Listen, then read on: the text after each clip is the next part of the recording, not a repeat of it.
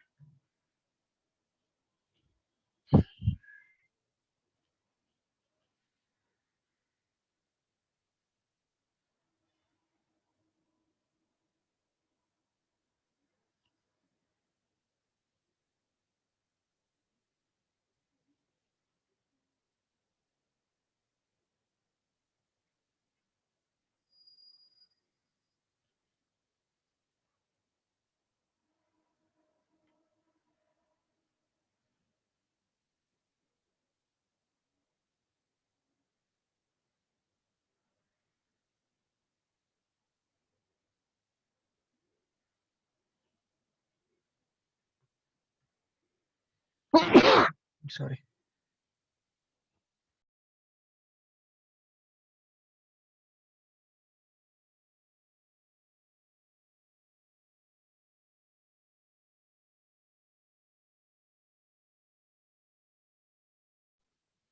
All right. Gopalila Prabhuji, shall I start?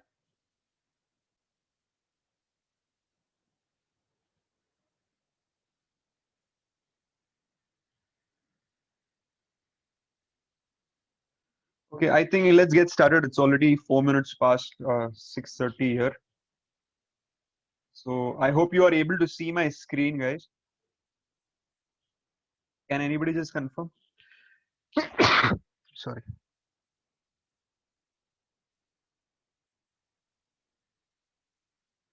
Okay. Thank you, Jay. So we are concluding the module 1 today with a very interesting story from the Maratha history. It is called as the Paawan Khind, the Battle of Paawan Khind. I'm sure some of you uh, must have read something about this in your school history books.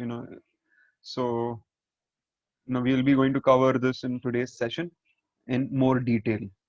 All right. So let's get started. Narottam Prabhu is telling me I can't see. I mean, you can't see me. Yes, actually, I have closed my video because it is taking some buffering, or it is the internet is getting a little slow when I switch on my video, right? But anyways, I will be showing most of the content on the presentation.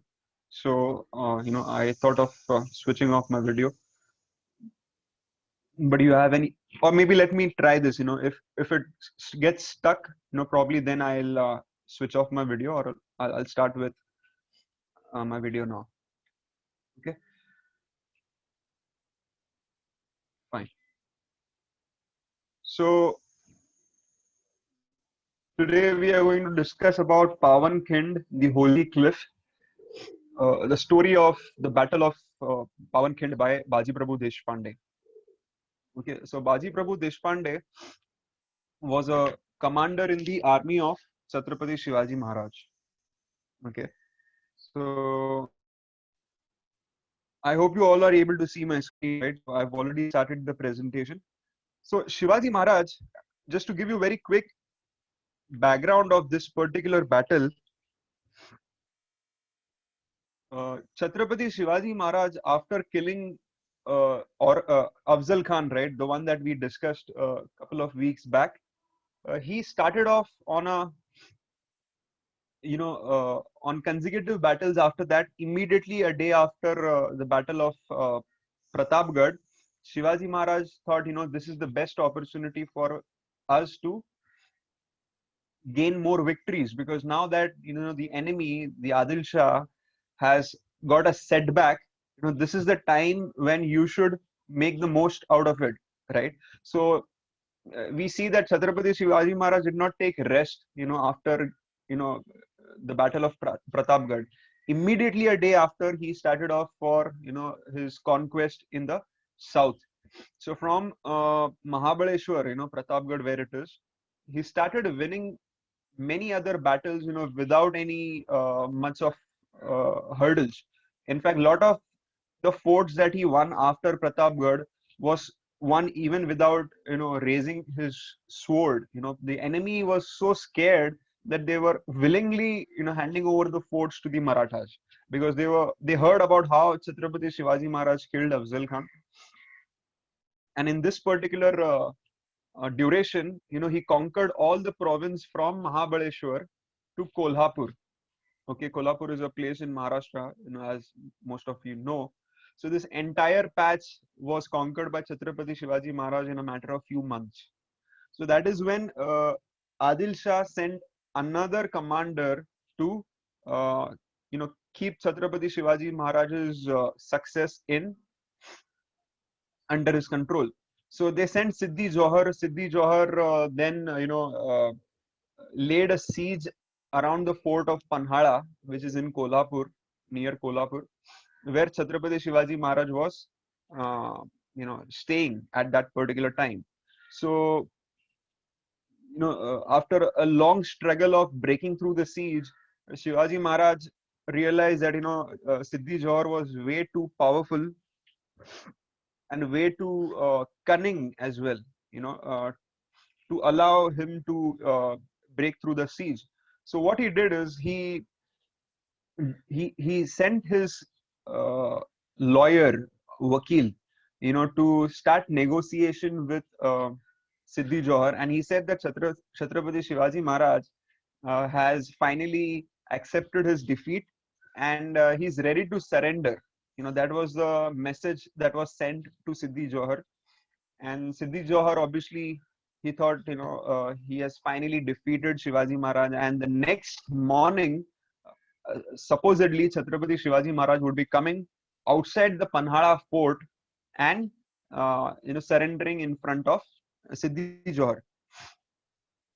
So that was the whole plan. And Shivaji Maharaj, taking, this advantage of Siddhi Johar becoming a little complacent, the enemy who was around at Panhala fort for the past 5-6 months, who were vigilant for day and night, working very hard to keep Shivaji Maharaj trapped, right? So when the news spread in the camp of Siddhi Johar, the enemy became a little complacent, and this little minor complacency was exploited by Chhatrapati Shivaji Maharaj for his advantage. So that is exactly what he wanted. And he, along with 700 hand-picked Mavla, or the Maratha Sardars or the soldiers, Shivaji Maharaj hand-picked all those 700 of them, who were obviously brave, who were not just brave, they were intelligent, and they were also aware of the surrounding terrain, and they know how exactly to, sneak out of that particular place. So he handpicked 700 of them, and he tried to sneak out from the clutches of Siddhi Johar. But Shivaji Maharaj was caught by Siddhi Masood. So there was another commander in this army of Adil Shah called as Siddhi Masood, who was, I believe, the son-in-law of Siddhi Johar. So he caught Chhatrapati Shivaji Maharaj alive, right? So let us see what happens next, right, in the next slide.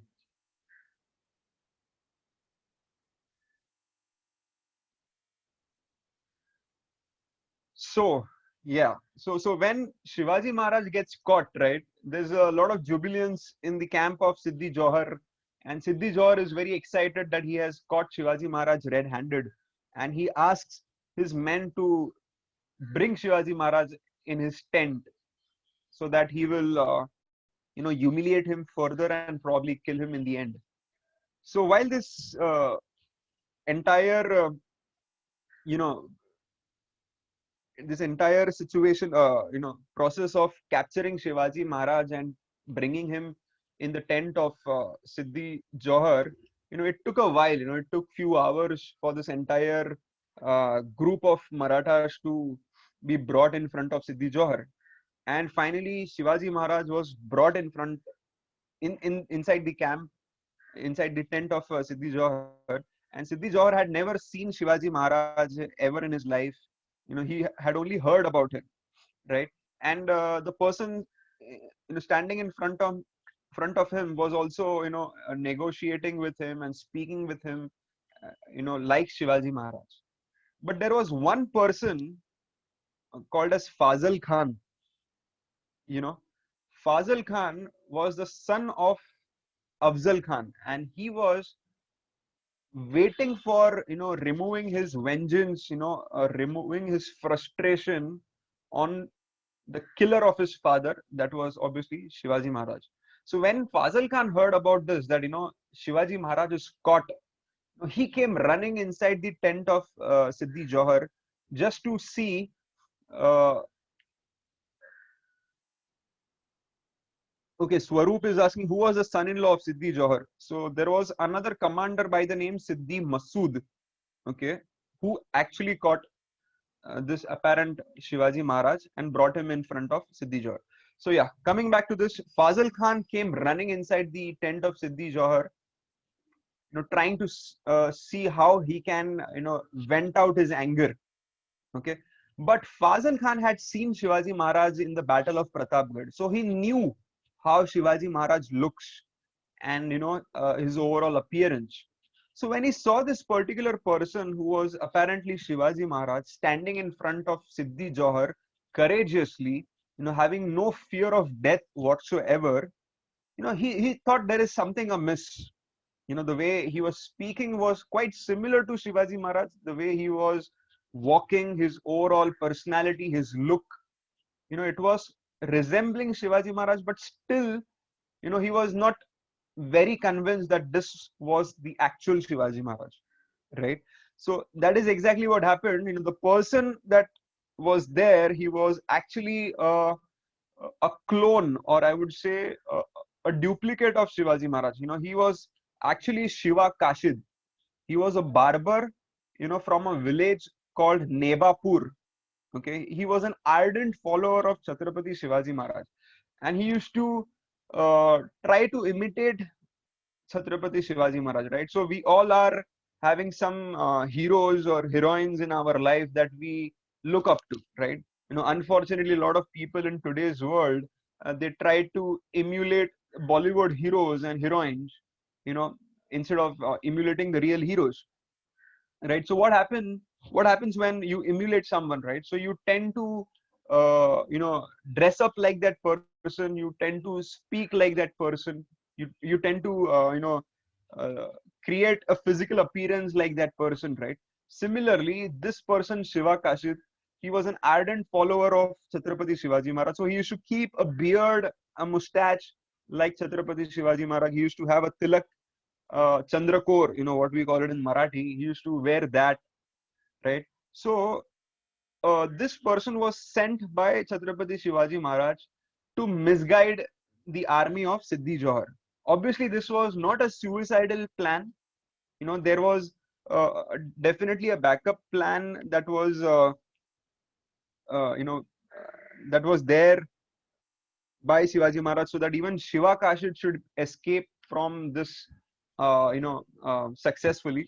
But unfortunately, if he gets captured, he was given the task of spending and wasting the time of Siddhi Johar as much as possible, so that the real Shivaji Maharaj and his soldiers will get some extra time to come out of Panhalgad and go to another adjacent fort of Vishalgad. Okay, so this was actually going as per the plan.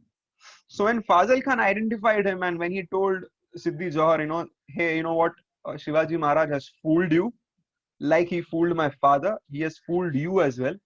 He is somebody, a fake person. The actual Shivaji Maharaj must have, really gone out of our siege long back. So that is when Siddhi Johar gets very angry on this person, and he asks Siddhi Masood to kill Shiva Kashid.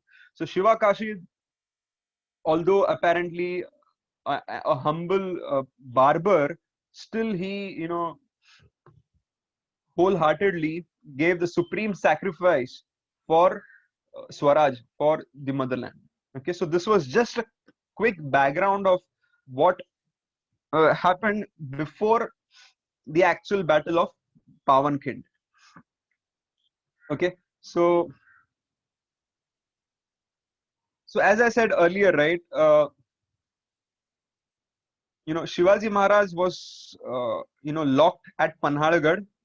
And if you see in the map, okay, so this is a Google map that I thought of sharing with you. So if you see, near my cursor, this is the place where Panhala Fort is. If you see here, it is Kolhapur, right? So it is very close from Kolhapur. If you want to visit anytime this particular fort, you should, the closest place is Kolhapur, right? So from Panhala to Pawankhand, and from Pawankhand to Vishalgad, this was the route, approximate route taken by Chhatrapati Shivaji Maharaj and his men during that night. Okay, so the entire journey from Panhala to Pawankhand was around 52 kilometers, and from Pawankhand to Vishalgad was 13 kilometers. So approximately 60-65 kilometers was the journey that Shivaji Maharaj had to cover, so that he would get free from the clutches of Siddhi Johar. So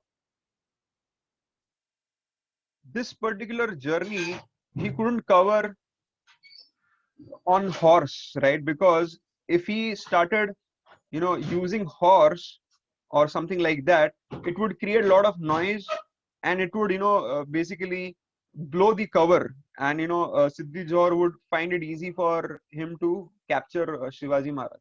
So what basically remains as an option for Shivaji Maharaj was to cover this 65-kilometer journey on foot. Okay, so you have to not only just evade the enemy, but you also have to cross this particular path on foot. Okay, so you have to walk, you have to crawl the entire journey. So just imagine how difficult it must have been. So this journey started at around 9 o'clock or 10 o'clock at night. It was raining heavily.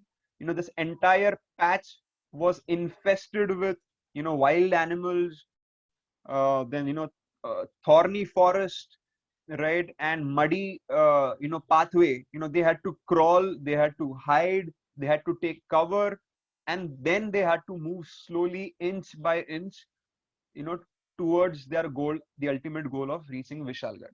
So it was not an easy task, even by cover. If you see now, by Google Map also, if you see now, if you have to cover from Panhala to Vishalgad, it takes approximately 13 hours, uh, and that is by if you cover this distance on the roads that are constructed now.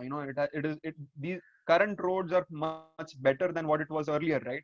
Earlier there were no cement road or concrete roads. It was just mud and forest, right? So even now it takes around 13 hours. So can you imagine how difficult it must have been back then?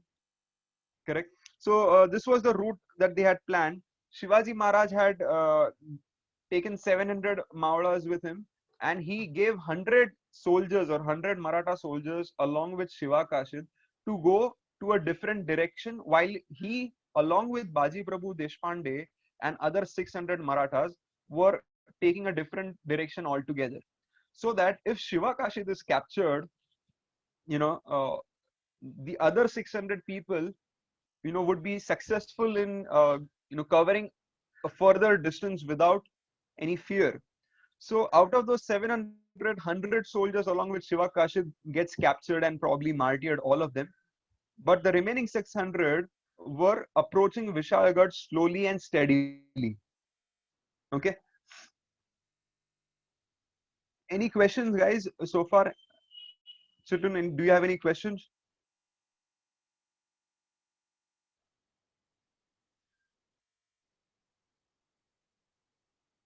Okay. So, as I said, right, so 600 mavlas escaped. They had to travel on foot, and they had to cover the distance from Panhala to Vishalgad on foot. By the time they reached Panhalgad, it was almost 8 to 9 hours of exhaustive walking. They were thirsty, they were hungry, they were tired, and they had already walked consecutively non-stop for the past 8 to 9 hours.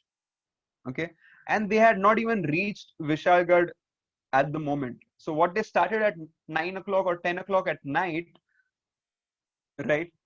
Now it was around 6 a.m. or 7 a.m. in the morning. Now it's no longer dark. It's open in the air, under the sun, and they have not even reached their destination. And through one spy, they realize that now Siddhi Johar has become alert. He has become alert, and he has realized that Shiva Kashid has fooled him.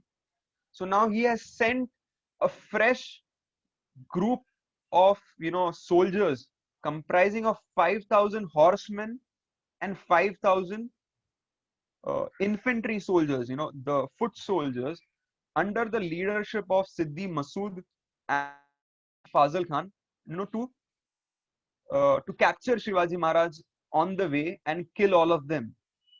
So Shivaji Maharaj and Baji Prabhu and all this 600 mavlas had reached only till Paawan, and they had another 13 kilometers to cover. Okay, so and then they knew, this particular patch from Paawan. So there were two ways to reach from this particular location to Vishalgad. There was one way that was, really open terrain, and they had to cover 13 kilometers distance. So Shivaji Maharaj and everybody knew, it is a lost battle. If they have to go through this particular route, it is absolutely impossible for 600 tired and exhausted, already exhausted men to fight 10,000 soldiers who are fresh. They were not exhausted. They were fresh. They had better weapons. They had better arms and ammunition, and they had horses and everything that one needs for a proper battle. So they knew, if they have to go through this particular route, on an open terrain, it means death for everyone, right? So Baji Prabhu Deshpande, who was the commander and who was aware of the various roads and various ways from in that area, he suggested that we should go from a different route, which passes through a particular narrow pathway, which is called as Khind. Okay, so Khind in Marathi is a place which is very narrow in size, and it is covered from both sides with a cliff, or a mountains kind of thing, and there is a very narrow passage through which people can pass through. So what Baji Prabhu Deshpande suggested is that Chhatrapati Shivaji Maharaj, along with 300 mavlas out of the 600, initially they had 700, right? 100 were captured along with Shiva Kashid by Siddhi Johar. So they were left with 600. So Baji Prabhu said, we will split into two, right? You take 300 soldiers along with you and proceed towards Vishalgad. Okay.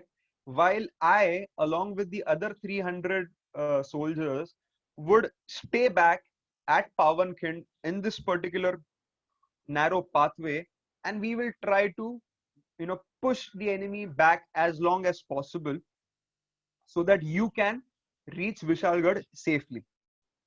Obviously, Chhatrapati Shivaji Maharaj, was really reluctant to accept this plan because he knew this plan, you know, is a suicidal plan. None of these 300 soldiers who would stay back, they will not survive. All these 300 soldiers are bound to die, if they stay back. So he was reluctant to accept this proposal.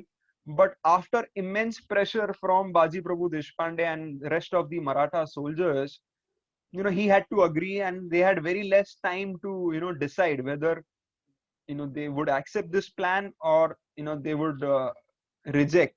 But then after a lot of pressure and a lot of, you know, um, pushing from all these mavlas, Chhatrapati Shivaji Maharaj, with a heavy heart, he decided he will go ahead with this plan.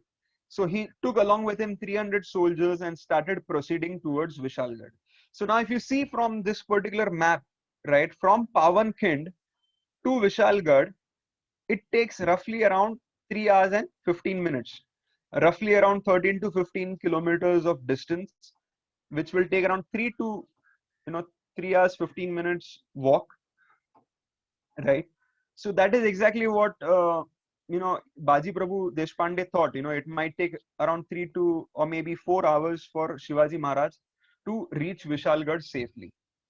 But, Vishalgad also was under siege by, another two Adil Shahi soldiers who were apparently, Maratha soldiers. Actually, they were Hindu soldiers, but they were working for Adil Shah, unfortunately. So these two men, along with their soldiers, were already, they had laid a siege around Vishalgad. So it was not going to be an easy task for Shivaji Maharaj to just go and, reach Vishalgad so easily. So he had to not just walk these 13 kilometers, but he also has to break through the siege and enter Vishalgad. But this is something that he had to do. There was no other option. So what Baji Prabhu told Shivaji Maharaj is that once you reach Vishalgad, make sure that you fire the cannon 3 times consecutively so that I can hear the cannon fire and I can understand that you have reached Vishalgad safely, and only then I will stop fighting. He had given a promise that unless and until I don't hear those 3 cannon fire, come what may, I will not stop fighting.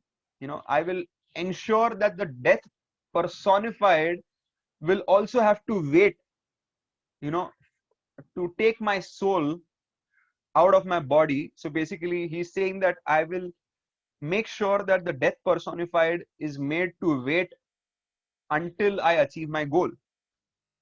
So that was the kind of promise that Baji Prabhu Deshpande gave to Chhatrapati Shivaji Maharaj. All right. So, any questions so far? Anyone till this particular slide? Okay, no questions, I believe. I hope everybody is with me in this particular story. It's a very interesting story. I request all to just pay some kind attention for the next 30 minutes or so. Okay. And we will try to see what lessons we can learn from Baji Prabhu Deshpande and the courageous men of the Bandal community. So there is a place called Bandal, or that particular group of men were called as Bandal. They belong to a particular community. So we will try to see what we can learn from them. So as I said, right, when the news reached Siddhi Johar that Shivaji Maharaj has escaped, he dispatched around 10,000 enemy or 10,000 soldiers under the leadership of Siddhi Masood and Fazil Khan to kill Shivaji Maharaj. So can you imagine this the screen that you see, right? strong, men with fresh energy. They were not exhausted. They had eaten sufficiently. They had better arms and ammunition. They were riding horse, right? So they didn't have to even walk the entire path. So they were very, very superior at that particular time when compared with those 300 Maratha soldiers led by Baji Prabhu Deshpande. So they had superior weapons, they had better arms and ammunition, they were powerful, and they had the numbers also, right? So 10,000 enemy versus 300 Maratha soldiers. Incomparable. You just can't compare this. At any given point of time, if somebody had to decide what would be the outcome of this particular battle, obviously 100% people would have agreed that Baji Prabhu would be defeated and probably Shivaji Maharaj would get captured eventually before even reaching Vishalgad, right? So everything was against Baji Prabhu's uh, so-called destiny. But let's see what happens next.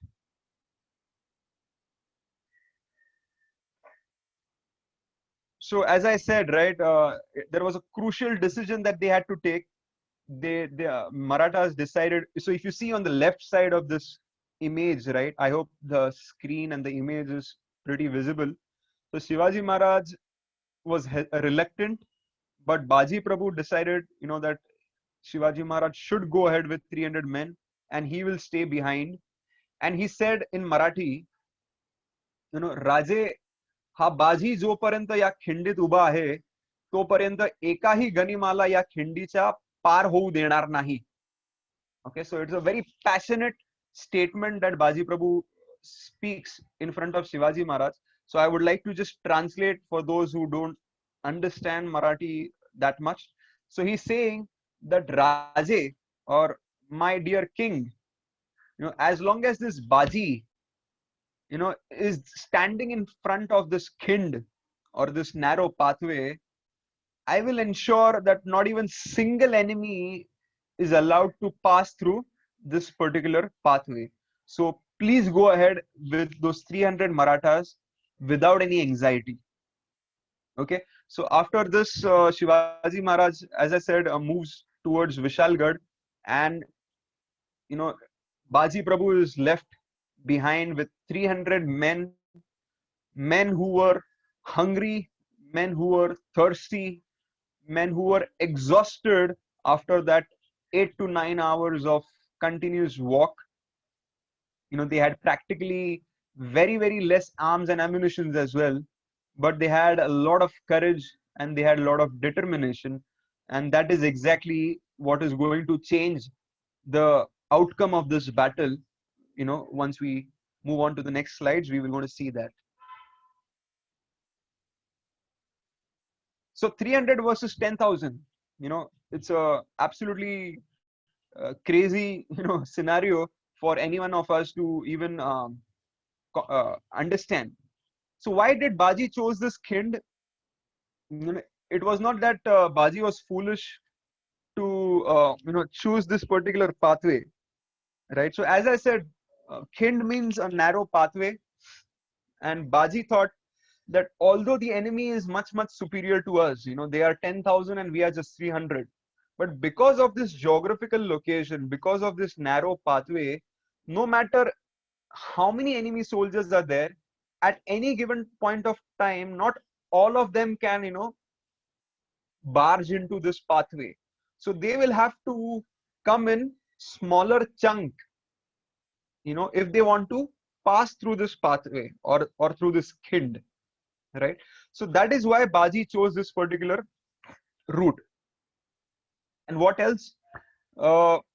Baji, he had only 300 men with him, right? So he had to make the best use of whatever resources that he had. So I don't know if this particular image that you see on your screen, if it is very clear or not, but it is a little blurry image. But still, I thought, it was a very good image for me to explain what exactly this particular kind might look like, when the battle was actually fought. So if you see in the bottom of your screen, right, this is a very narrow pathway where you see a lot of men fighting with swords, right? And on both sides of the cliff, there are a lot of other men also who are throwing rocks, boulders, and who are shooting arrows from the top, right? So this is exactly how the scenario was looking during this particular battle. And the one that you see here on white, the white dressed man is actually Baji Prabhu Deshpande. So it was a wonderful painting I found on the internet. So I thought, to share it with all of you. So what Baji did is, he utilizes 300 men very, very efficiently. So he made 100 men, or this 100 Maratha soldiers, stand in front of the entrance of the Paawan Khind, or the Ghod Khind, as it was known earlier. It was Ghod Khind. So 100 Maratha soldiers were standing right at the entrance of this particular pathway. And there were 50 another men who were standing just behind these 100 men. Okay. So out of 300, 150 are utilized, correct? So the next 100 men were split into two. 50 each would be climbing the adjacent cliff, and they from this particular aerial position, they would throw boulders, they would throw arrows, they would shoot arrows, they would throw boulders, stones on the enemies. Okay. And the last 50 men out of the 300 would be standing as a reserve force, or as a backup force at the end of the Khind. Okay. So now what this entire strategy is going to do is that Baji himself was leading his men. So he was standing alone in front of even the 100 men, So the first line of defense was these 100 mavlas, and Baji Prabhu Deshpande was standing all alone in front of them, waiting for the enemies to come and attack. It takes a lot of raw courage, and it takes a lot of, it takes a heart of a lion to do what Baji Prabhu did, right? It is not something that you and me can even think of, right? So it is just for us to imagine what kind of valor this particular man had. So what he decided is that he would single-handedly, fight as many enemies as possible. If somebody escapes his, his attack, the 100 men would fight, the remaining enemies. And he had calculated that from this particular pathway, at the most, out of those 10,000 enemies, at the most 1,000 enemies can come trying to get through this pathway. So the 100 Maratha soldiers had the responsibility of fighting those 1,000 men, right? So, by mathematical calculation, the ratio was 1:10, 100 versus 1,000. So one Maratha soldier had the responsibility to fight 10 enemy soldiers at one time, the first line of defense. Okay. So again, it is not an easy task. One person fighting 10, and that too, when that particular one person is already exhausted, it is very, very difficult. But then they had to do what, best that they could. So then Baji Prabhu, as he said, out of those 100 men, if somebody manages to enter or surpass these 100 people and enter the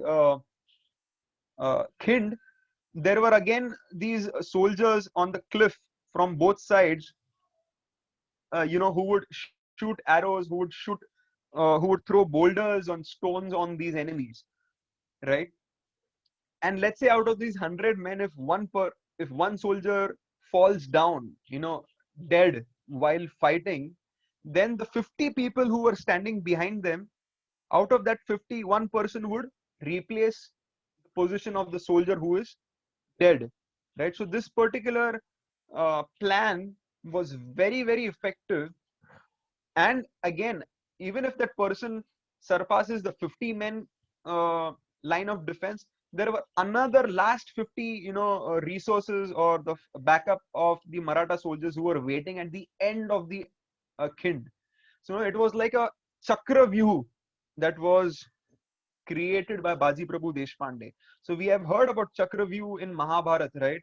How the Kauravas created that chakra view, and Abhimanyu entered that chakra view, but unfortunately he could not get out, right? And he was martyred, right? So similarly, Baji Prabhu Deshpande created this kind of chakra view, which was so difficult for even the 10,000 soldiers of the Adil Shahi army to enter, right? So I'm not comparing the Adil Shahi soldiers with Abhimanyu. Of course, they don't deserve that kind of comparison.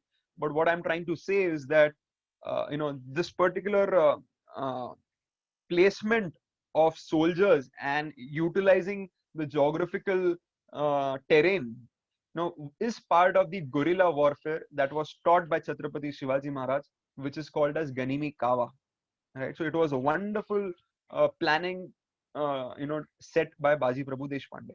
But still, beyond this particular planning, it still required these 300 men to fight for 3 consecutive hours minimum, so that their goal, their target of making Shivaji Maharaj reach Vishalgad safely would be achieved.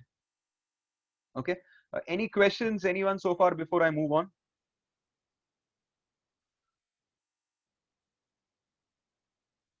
I hope this particular story is interesting enough for you guys, right? So I'll try my best to keep it as interesting as possible, right? So Baji Prabhu Deshpande, as I said, he was standing in front of the first line of defense all alone with two hands holding two danpatta. Okay, so danpatta is like a sword which is flexible. Patta, right? Patta in Hindi or Marathi means like a belt, right? So that how the belt is flexible, right? Similarly, this particular sword is also flexible, and it has sharp edges on both the sides, right? So Baji Prabhu Deshpande was holding these two danpatta in each of his hand, and each of these danpatta was weighing approximately 7.5 kg, right? So it is like lifting 15 kg cylinder. you know, I don't know if you, I mean, of course, you are all very small, young boys and girls. You must have not lifted LPG cylinder anytime. But I had that experience just recently, because of this lockdown. The LPG cylinders were not delivered at our place here in Mumbai.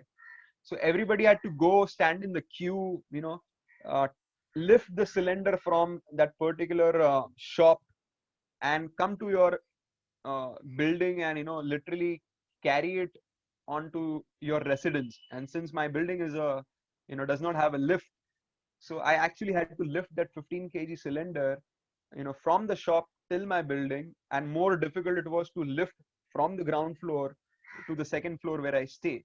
So I can just imagine how difficult it must have been for Baji Prabhu Deshpande to lift that 7.5 kg of danpatta. It is like 15 kg cylinder, and not just lift.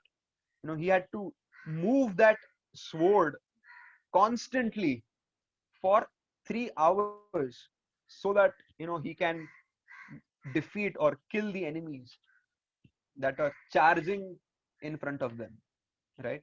So Baji Prabhu was doing that. He was actually like Rudra personified. Rudra avatar is the angry avatar of Lord Shiva. When he annihilates everything, Rudra Tandav, what we call it as, he annihilates, Lord Shiva annihilates everyone during that particular period. And that is exactly how Baji Prabhu Deshpande, as you can see in the picture, he was fighting like that. Anyone who would come uh, under the uh, you know the circumference of that danpatta, used to get chopped off. Nobody was daring to, come near Baji Prabhu. So whoever came, their heads used to get chopped off while Baji was, you know, constantly moving the danpatta, right?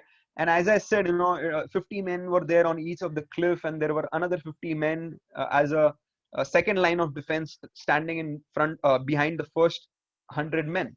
So it was like a wall that was, you know, it was not able to conquer. They were not able to pass through that particular wall.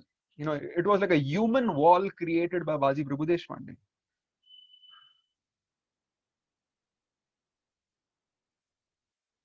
All right, so there is a little bit of twist in the story. So ideally, as we saw in the map, right, from Paawan to Vishalgad, ideally it should have taken 3 hours, correct? And that is exactly what Baji Prabhu thought. It might take 3 hours or maybe maximum 4 hours for Shivaji Maharaj to reach there. But since Vishalgad was already under the siege, and these 300 men, along with Shivaji Maharaj, who were trying to break through the siege, these 300 men were already exhausted, because now they have covered the entire 65-kilometer long patch on foot, and they were traveling from the previous night 9 p.m. till the other day morning, right? So they were tired, they were exhausted. So it took more time for them to break through the siege. And what was supposedly should have been completed in 3 hours, the battle extended till 9 hours. Now, can you imagine this? It's easy for me to just make this presentation and give a talk, right? But I just can't fathom how these 300 men, could have sustained, for the extended 6 hours of battle. It is like, how should I tell you? Probably, I can give this small example. You might be able to relate. Let's say if you guys are hungry, you're very hungry, and you have asked your mother to cook something for you, and you are very anxious and you're very eager to eat something, right? And probably your mother says, that there's nothing at home. I have to go and get the groceries, then I'll have to prepare, and then I can feed you something, right? So what you are expecting immediately, or maybe in the next 15 to 30 minutes, your mother is telling you that it is going to get prolonged for, let's say, another 3 hours. Imagine the kind of frustration because of hunger might, get created for you, right? You might be so frustrated just out of hunger. But these people were not just frustrated out of hunger, but they had their lives online, right? They had to fight so that, they can survive, and not just survive for namesake, but survive so that Chhatrapati Shivaji Maharaj, their beloved king, can reach Vishalgad safely. And they had no clue why they are not still hearing the cannon fires, the 3 cannon fires. So they just had to, continue the fight as long as they hear those 3 cannons firing from Vishalgad.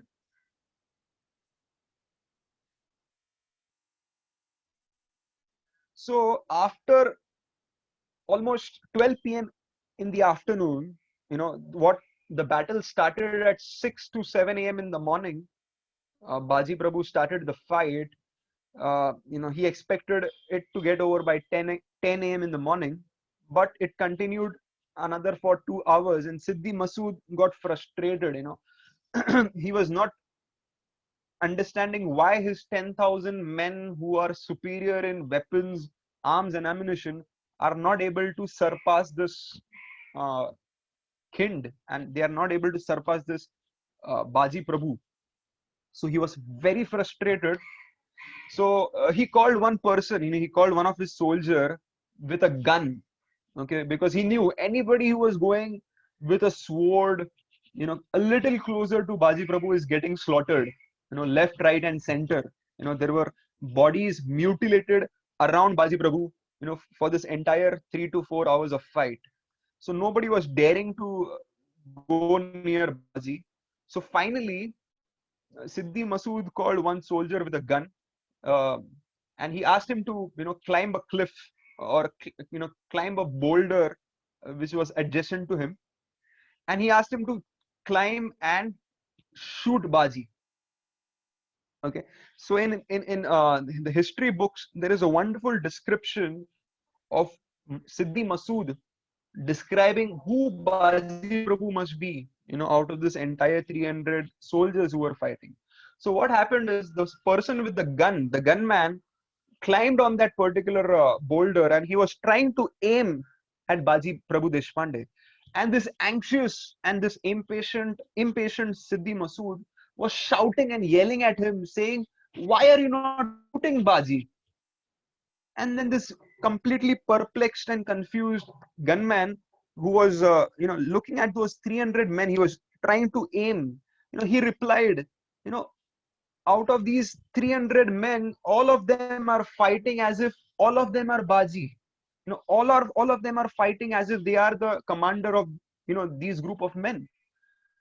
I am absolutely confused. Who is Baji out of these 300 men? Can you imagine? It's not just the leader, but even the most common soldier was fighting with his 100% capability. He was fighting as if he himself was Baji. The enemy was confused. Who is the leader amongst all of these 300 men? Because all of them are looking, fighting, exactly the same way. So to this question of that gunman, Siddhi Masood, describes who Baji is, and hearing that, we can just imagine what kind of situation must have been back then when Baji was fighting. So he replied to that gunman, out of all those 300 men, there must be one man who is bleeding from head to the toe. His entire body must be, his clothes must be drenched with blood, right? And there must be not a single place left on his body where there is no injury. If you find that person with danpatta in both his hands, that is Baji, and you shoot at him right now. That was the kind of description which Siddhi Masood gave to that gunman, and we can just imagine, what kind of uh, you know condition was Baji Prabhu Deshpande in. So, considering the description provided by Siddhi Masood, he found out, okay, this is the man with two danpatta, and his description matches the one which Siddhi Masood gave. So he shot a bullet, and of course, bullet can be shot from a distance, right? So Baji Prabhu had no answer to that, and that bullet uh, penetrated his chest, and he at once collapsed on the ground. He collapsed on the ground, and he was completely blanked out. He saw complete black vision in front of him, and he realized for a second that this is death. He realized that now he's going to die. But the very next moment, he thought, or he realized, that I haven't heard those three cannon fires yet. My king, my beloved king, uh, has not reached Vishalgad safely, and I've already given him a promise that I will fight until I hear those three cannon fires. So the very next moment, when he thought that he was about to die, the very next moment he jumped back on the ground, right? And he again started fighting. Can you just imagine?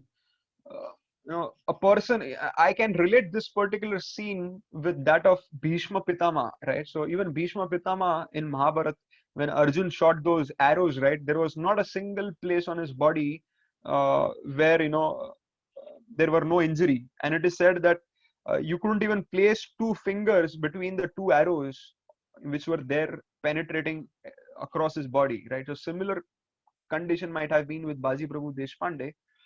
And just like Bhishma Pitama, he had that Ichha Mrityu, right? Vardhan. He can die only when he decides that he wants to die, right?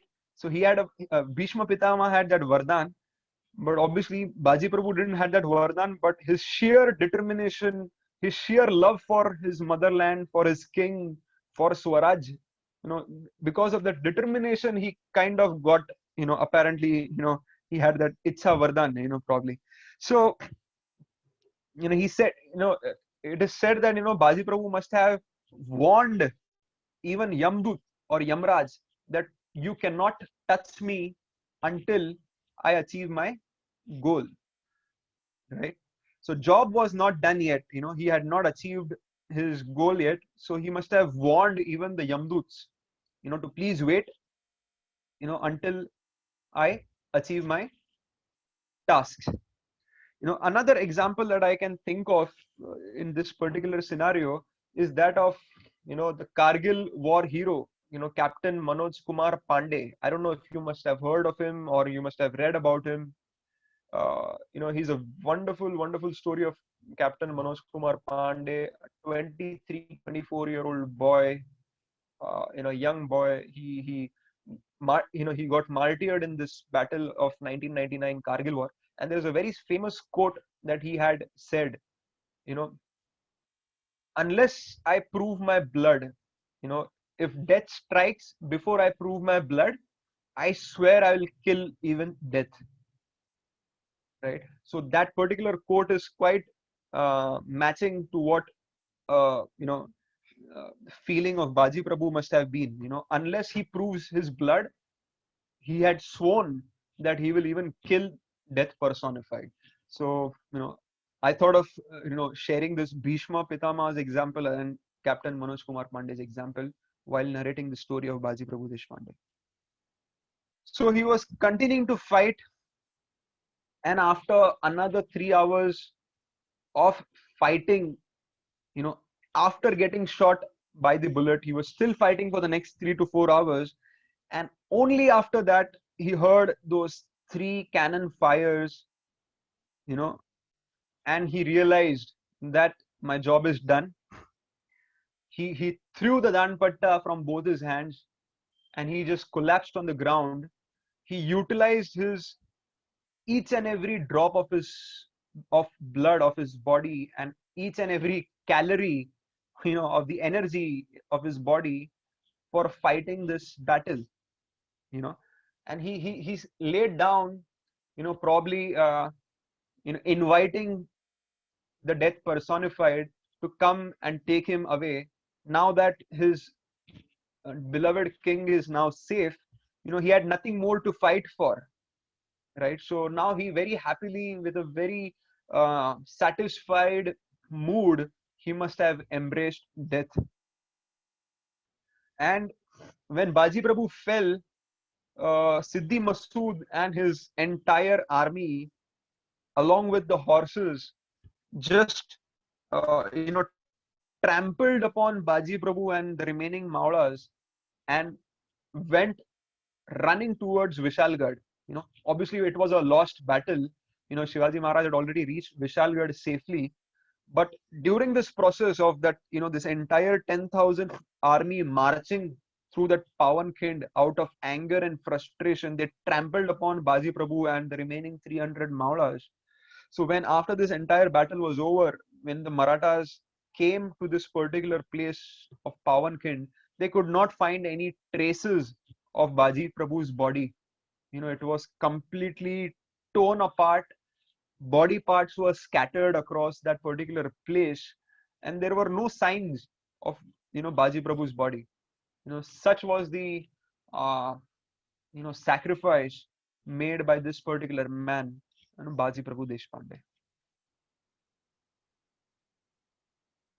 So what are the lessons for us? Baji Prabhu Deshpande was an amazing personality.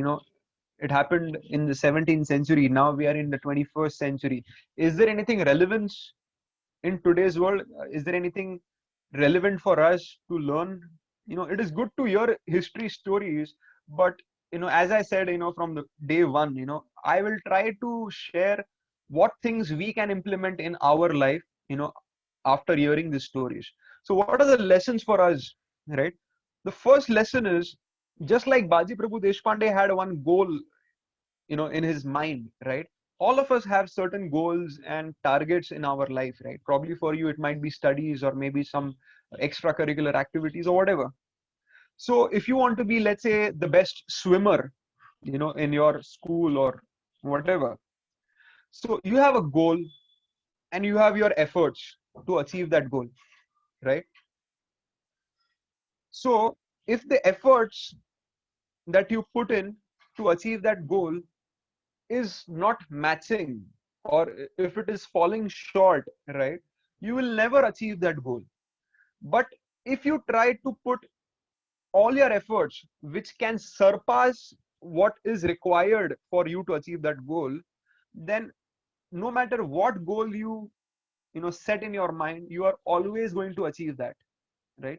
So what Baji Prabhu did is, to achieve that goal of Shivaji Maharaj reaching Vishalgad, initially he had just 3 hours or 4 hours of battle in his mind, but he continued to fight for the next 6 more hours. So his efforts already surpassed what his goal was, and that is why he was able to achieve that goal. So similarly for us, we have to ensure that we put our efforts that would surpass the requirement to achieve a particular goal.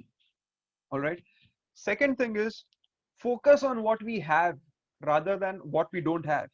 The Marathas, the 300 Marathas, had a lot of things which they which was against them. They didn't had arms and ammunition. They were hungry, they were thirsty, the number of the soldiers were less.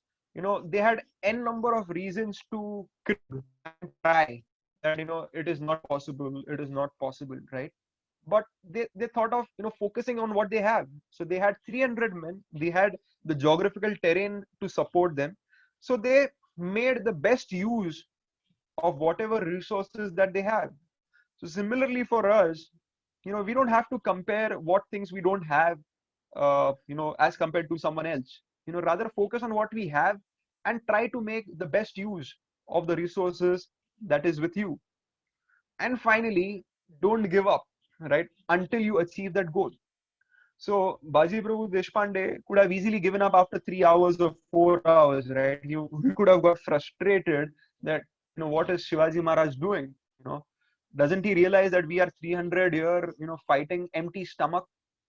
It is too much for us. It is too much for him to expect from us, that we have to continue for the next 6 hours, right? So he could have easily given up, but he continued the fight. And the result is that although he got martyred, but he achieved his goal, and I'm sure he achieved an ultimate destination as well, right? So this is the actual image, Ghodh Khind turned into Paawan Khind. So this particular image that you see in front of the screen is how it looks like even today. Even today, if you visit this particular place, this is how it looks. Rocks all across, there is a cliff on both sides, and just imagine how this particular place must have looked like, when the battle was actually fought. So because of the ultimate sacrifice of this Bandal community, this Ghodh Khind was renamed as Paawan Khind. It became holy because of this ultimate sacrifice. And what was the conclusion? Siddhi Johar, who was the commander of Adil Shah, Shivaji Maharaj is not just had the raw courage, but he had a lot of intelligence as well. So when he escaped from this Panhalagad, he spread rumors, in the camp and around, that he had bribed Siddhi Johar so that he can escape. So this rumor reached the ears of Adil Shah emperor. So he thought this rumor to be true, and he poisoned his own commander Siddhi Johar to death. So with just one rumor, Chhatrapati Shivaji Maharaj ensured that his enemy was also killed by his own enemy. Adil Shah killed his own commander in chief because of this rumor. And Baji Prabhu Deshpande, when he was, parting ways from Shivaji Maharaj, he had said, "Lakh mele tari chaltil, पण लाखांचा पोशिंदा जगला पाहिजे." So what does this means is that no matter lack of people have to die, But if there is one man who can take care of the family and all the society in general, the Lakhansa Poshinda means one who can take care of lakhs of people. If that one person stays alive, then it doesn't matter if 1 lakh people give up their life. So Chhatrapati Shivaji Maharaj stood true to these lines of Baji Prabhu Deshpande. He took care of the entire Bandal community. He gave a lot of monetary help, emotional help, everything that was possible. He took wonderful care of these Bandal community and others as well. And that is why these people were ready to die and ready to give up their life at any given point of time, because they knew their king would take care of their family, of the society, and of the country in general, right? So with this, I conclude today's session. Jai Bhavani, Jai Shivaji. Right. So today was the last session for module 1, I believe. We're going to start with module 2. But unfortunately, because of some personal commitments, I will not be part of this module 2, although I would love to. But there are some amazing other speakers for module 2 as well. Right. So I request all of you to please enroll for that as well. You will get to know a lot of other stories from our glorious history. Okay. And to end, I would also like to share few social media handles that I am currently running. I have a channel called as The Unapologetic Hindu on YouTube. I have also I, in the sense, I and a couple of my friends, we are running this channel on YouTube, Instagram, Twitter. We try to share posts, videos related to the current affairs, history, and also on the right narratives of India on these channels. So if anybody is interested, they can follow us here as well. Okay.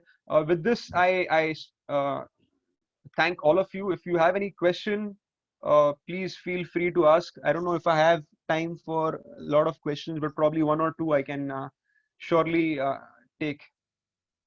Let me unmute all if I can. I guess I don't have an option to unmute. Uh,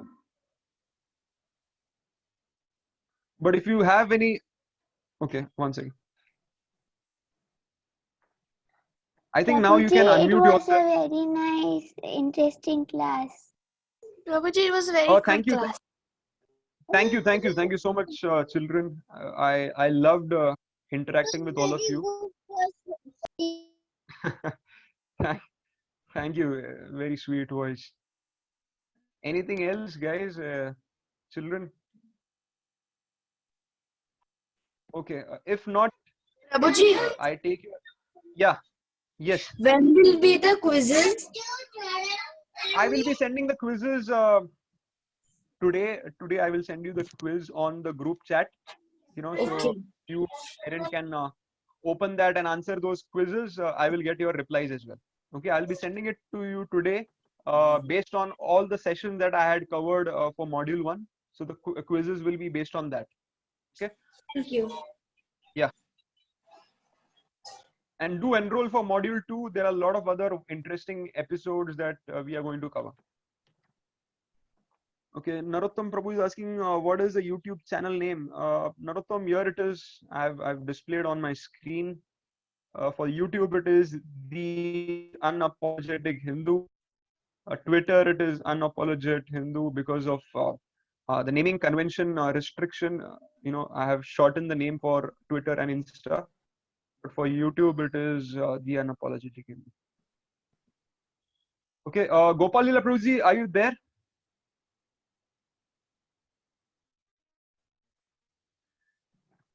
Okay, I guess he's busy. But thank you, everyone. I'm stopping the screen share and I'm ending the meeting.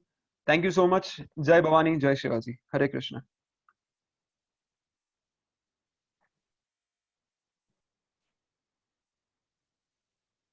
Hare Krishna, Prabhuji.